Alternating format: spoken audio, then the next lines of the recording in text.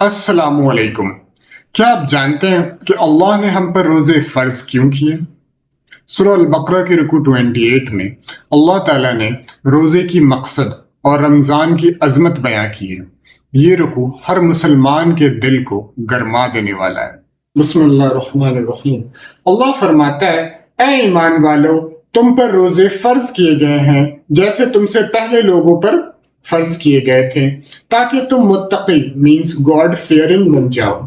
रोजा सिर्फ गिनती के चंद दिन है, लेकिन अगर कोई बीमार हो या सफर में हो तो वो बाद में गिनती पूरी कर सकता है।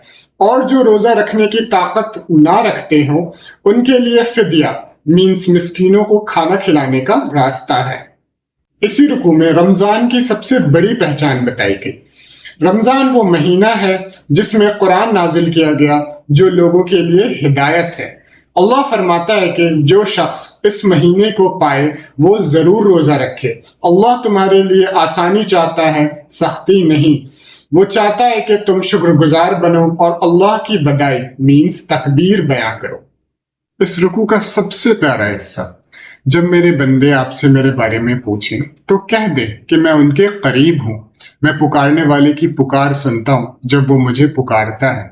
लेसन, रमजान सिर्फ खाना छोड़ने का नाम नहीं, बल्कि कुरान से ताल्लुक जोड़ने और अल्लाह से करीब होने का महीना है। रोजा रखें ताकि आपका नफ्स कंट्रोल में आए।